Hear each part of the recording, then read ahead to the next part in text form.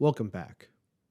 Over the course of the past few episodes, we've been talking about the solutions to evil presented by the Bible.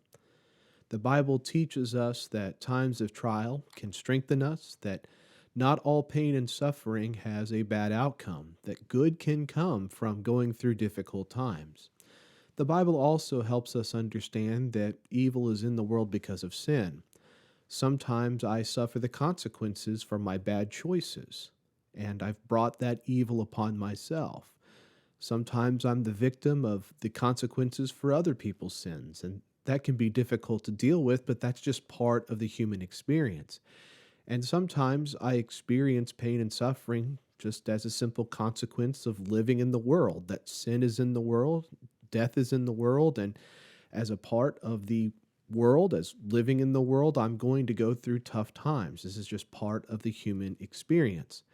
We've thought about how God holds us accountable for our choices, and this not only serves as a guide for our own lives, but it also helps us to find comfort when we see others who are suffering as victims of injustice. We can trust that the perpetrators will be held accountable by God, that God will one day judge all of us according to our works. We've also considered that there is a malevolent force at work in the world. The Bible calls this malevolent force Satan. And Satan is our accuser, he's our tempter, he uses deceit, and he also uses the fear of death as a weapon against us. All of these are important considerations to help us properly conceptualize evil and how we operate in the world and how evil operates in our lives. But they don't really offer any ultimate solution. They don't really offer any victory. So while they may help us deal with the circumstances we find ourselves in, they don't really offer any way out. Is there any way to overcome evil? In this episode, I'd like to think about how God did not remain distant from our suffering, that he has fully participated in our suffering in the form of Jesus Christ. This was one of Job's complaints. As he talked with his friends, he said, I'm suffering. I'm in a terrible amount of pain. I've lost my children. This is a terrible situation I'm in. And God, he's so far away from me. He's so far above me. He sits in heaven.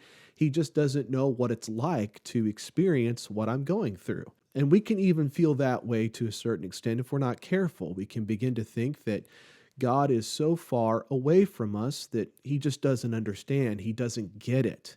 Why is he putting me through this? Well, Jesus gives an answer to all this because Jesus experienced what we experience on a daily basis. For example, Jesus experienced temptation. He was tempted directly by the devil. Luke, in Luke chapter 4, verses 1 through 13, records this encounter. Jesus fasts for 40 days. The devil comes to him and tempts him to change stones into bread. I'm sure that was very enticing for Jesus.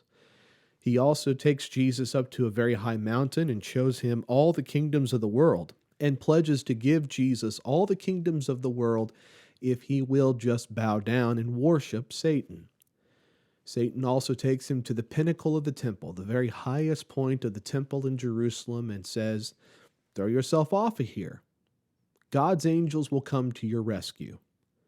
Now, in each of those cases, Jesus countered Satan's temptations with Scripture, which gives us a little clue in how we too can overcome temptation. But the important point here is that Jesus understands what it's like to feel the pull of desire. Each one of these enticed him in some way. And in each one of these temptations, we see Jesus confronting all the things that are in the world. John in 1 John chapter 2, verse 16 talks about how all the evil in the world comes down to three basic elements: the lust of the flesh, the lust of the eyes, and the pride of life. And Jesus experienced each one of those components in his temptation by Satan. And in that way, he becomes an effective high priest. He understands what we're going through. He sympathizes with us because he's been there before.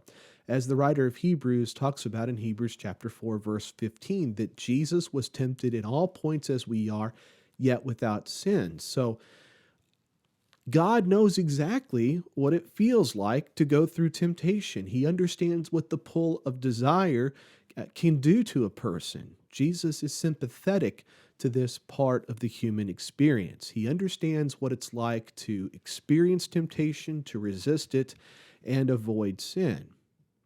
Jesus was also moved to relieve the sufferings of other people.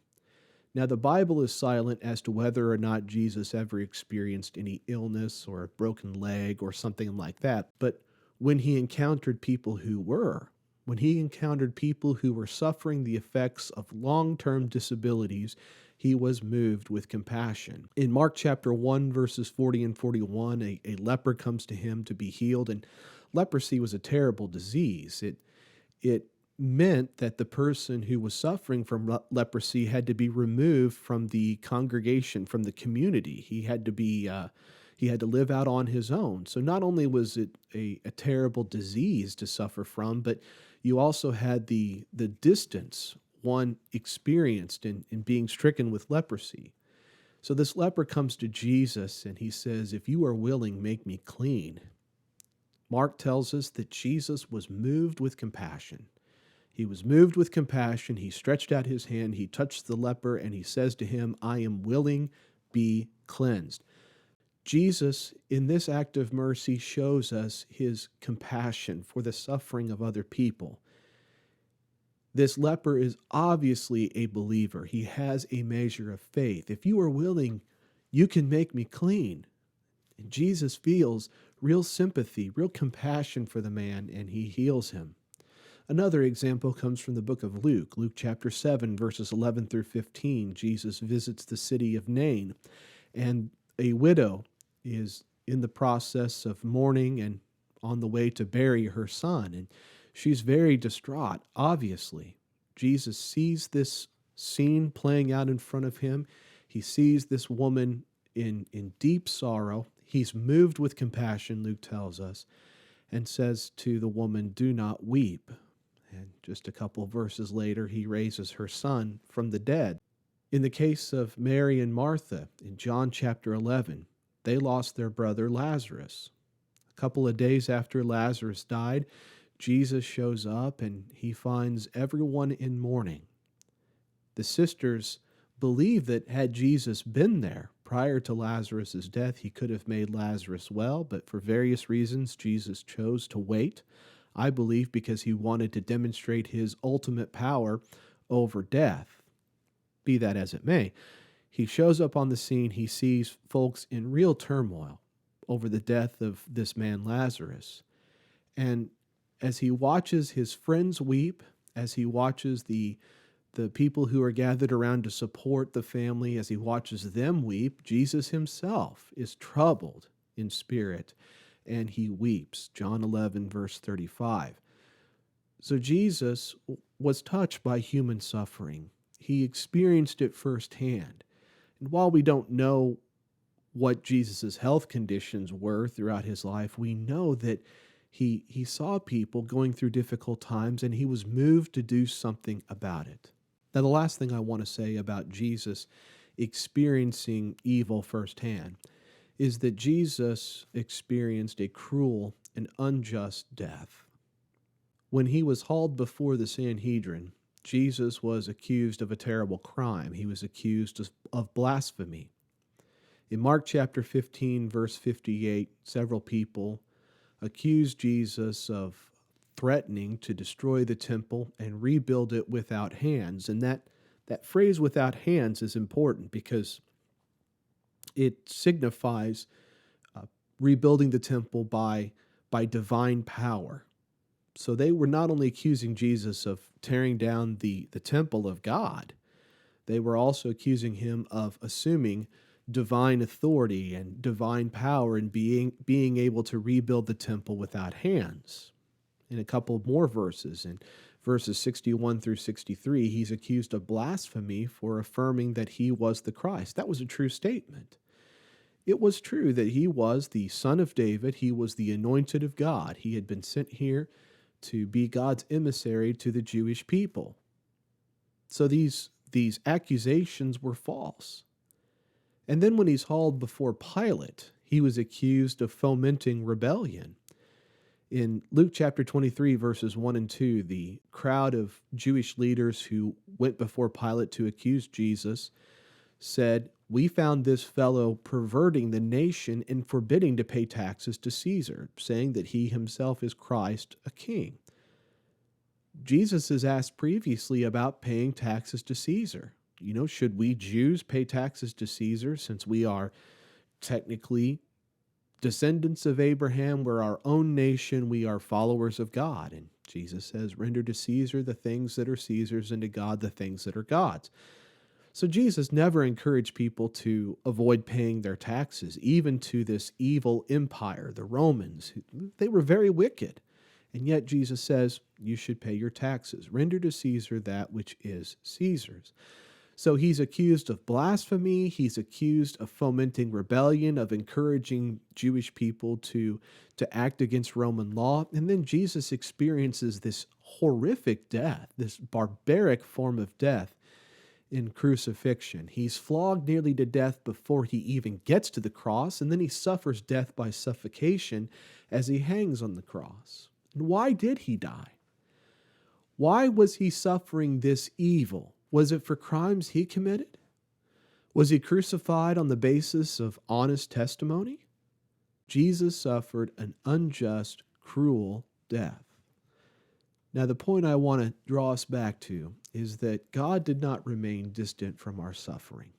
He experienced it in the form of Jesus Christ. Like all of us, Jesus experiences the pull of desire. He understands what it's like, what it feels like to be tempted. He gets it. He really does. So he's able to help us through those times of temptation. He was touched by human suffering, and he sought to console and comfort those who were in pain. So God's not looking down from heaven and misunderstanding what's happening here on earth. He understands it perfectly. Jesus Christ went through all of these things so that he could be our perfect high priest. And this is why he's able to say in passages like Matthew 11:28, "Come to me, all you who labor and are heavy laden, and I will give you rest. Take my yoke upon you and learn from me, for I am gentle and lowly in heart, and you will find rest for your souls. For my yoke is easy and my burden is light." That invitation is filled with compassion and mercy from a man who understands what it's like to live in this world, from a Savior who understands what it's like to live in this world. So God did not remain distant from our sufferings. He participated fully in it. And in Jesus, we have God's ultimate answer to evil.